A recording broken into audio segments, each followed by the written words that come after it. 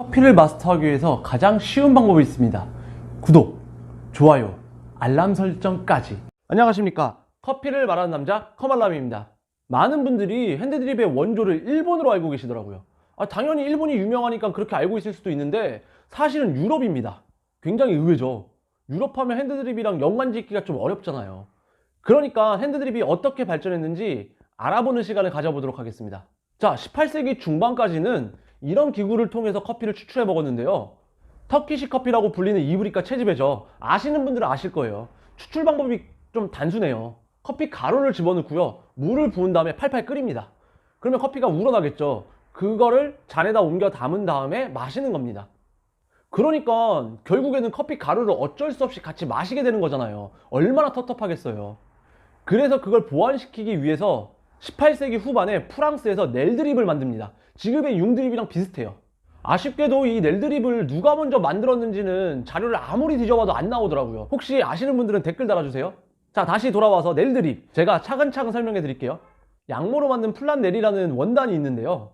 처음에는 터키식으로 만든 그 커피를 원단 위에 부어서 커피가루를 걸러서 마셨습니다. 그러다가 이제 반대로 그 원단 위에 커피 가루를 넣고 물을 부어서 마셔봤는데 그게 바로 최초의 핸드드립인 넬드립입니다. 이게 결국 핸드드립의 시작인 거죠. 자, 그런데 이게 참 넬드립도 단점이 있어요. 이게 항상 단점이 있고 이 단점을 보완하기 위해서 발전을 해나가는 건데 이것도 마찬가지예요. 어떤 단점이 있느냐? 바로 천을 관리하기 쉽지 않았다는 겁니다. 일단 커피 추출이 끝나면 커피 찌꺼기를 분리해서 버려야 되고요, 천하고. 천에 커피 찌꺼기가 굉장히 늘러붙어 있으니까 잘 빨아야지 다음에 다시 사용할 수 있는 겁니다. 진짜 귀찮았겠죠. 우린 지금 빨래도 세탁기가 해주는데. 그래서 이 단점을 보완시킨 게 일회용 종이 필터 드립입니다. 여러분들 혹시 멜리타 드리퍼를 알고 계시나요? 커피를 좀 공부하시고 아시는 분들은 들어보셨을 건데 이것도 일본 거라고 알고 계신 분들이 굉장히 많더라고요. 이 멜리타 드리퍼는 독일 거고요. 정확하게는 독일 사람의 이름입니다. 플레임은 멜리타 벤츠인데요. 이게 벤츠가 들어가니까 자동차 벤츠 생각나시죠? 그런데 전혀 연관이 없으신 분입니다. 오히려 반대로 가난한 주부였습니다. 그렇다면 이 가난한 주부가 어떻게 종이 필터 드리퍼를 만들었을까요? 자, 1908년 독일에 있었던 일인데요. 이 멜리타 벤츠 여사님이라고 그래야 되겠죠? 주부님이 아니라. 네, 멜리타 벤츠 여사님께서 커피를 마시러 커피 하우스를 가자니 너무 멀고 그렇다고 집에서 해 먹자니 너무 귀찮고 곰곰이 생각을 하시게 됩니다. 이젠 집에서 무조건 내려 먹어야 될 것 같은데 어떻게 하면 뒤처리가 깔끔하고 편할까? 이거를 고민하기 시작하는 거예요. 그러다가 기가 막힌 생각을 하게 되는데요. 작은 냄비에 구멍을 뚫은 다음에 아들의 연습장 한 장을 딱 뜯어갖고 그 냄비 위에 올려놓습니다. 그리고 거기 위에 커피를 넣고 물을 부어서 추출하기 시작합니다. 그렇게 추출이 끝나면 연습장만 들어서 버리면 얼마나 뒤처리가 깔끔해요. 거기에다가 냄비니까 천이 아니니까 커피 찌꺼기를 설거지하기 얼마나 편하겠습니까? 얼마나 간편해요. 거기다가 맛도 깔끔하고 좋았다는 거예요. 그래서 이 멜리타 여사는 바로 특허를 내서 사업을 시작하는데요. 사업에서 가장 중요한 게 인력이잖아요. 그래서 남편을 데리고 옵니다.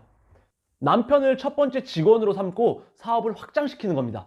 역시 사업은 가족끼리 해야 돼요. 그래야 인건비를 아낄 수가 있잖아요. 자, 그런데 이렇게 독일에서 먼저 태어난 이 핸드드립이 왜 유럽에서는 발전하지 못했을까요? 이건 의외로 답이 좀 간단해요. 1906년도에 이탈리아에서 에스프레소 머신기계, 그러니까 커피 머신기가 생겼는데 그게 대박이 나버립니다. 그래서 핸드드립은 좀 뒷전이 된 거고요. 물론 이게 망했다는 건 아닙니다. 이게 잘 됐어요. 그래도 많이 팔렸고. 그런데 커피 머신기에서 추출한 에스프레소에 더 열광한다는 거죠. 그래서 핸드드립이 크게 발전하지 못했고 이게 1950년도에 일본으로 넘어가면서 이게 대박을 치게 됩니다. 동아시아 쪽은 차 문화가 있잖아요. 일본도 마찬가지고. 손님이 오면 차를 대접해 주는데 얼마나 정성스럽게 그걸 우리면서 대접을 합니까? 시간도 오래 걸리고. 그러니까 핸드드립이 그 문화랑 딱 맞는다는 거죠. 에스프레소는 추출이 30초잖아요.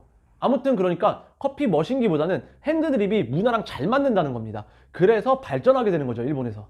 자, 그래서 자체적으로 발전해서 드리퍼를 연구하고 만들게 되는데요. 1958년도에는 멜리타 드리퍼랑 비슷하게 사다리꼴 모양으로 칼리타 드리퍼가 나오고요.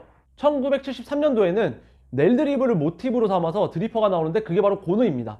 이제 최초의 원뿔형 드리퍼가 나오는 거죠. 그 뒤를 이어서 이제 우리가 가장 많이 알고 있고 가장 많이 사용하는 하리오 드리퍼가 생깁니다. 하리오가 이게 유리의 왕이란 뜻이거든요. 원래는 내열 유리로 유명한 회사였는데 1980년에 드리퍼를 만들어서 내놨는데 인기를 못 끕니다. 그러다가 2005년에 새로운 디자인으로 다시 선보였는데 그게 대박이 터지면서 세계에서 가장 많이 사용하는 드리퍼가 돼버린 거죠. 자, 우리나라도 일본의 커피 문화를 영향받았기 때문에 처음에는 칼리타를 많이 사용했고요. 지금은 이제 하리오를 많이 사용합니다. 그리고 그것뿐만이 아니에요. 유럽이나 미국 이런 해외에서는 브루잉이라는 단어를 사용하는데 우리나라하고 일본은 핸드드립이라는 단어를 사용합니다. 자, 그렇다면 우리나라가 자체적으로 만든 드리퍼는 없을까요? 당연히 있죠. 왜 없겠어요? 우리나라도 당연히 있고요. 판매하고 있고요. 유명합니다. 맛있고. 그런데 다만 아직은 일본이 더 강세긴 해요.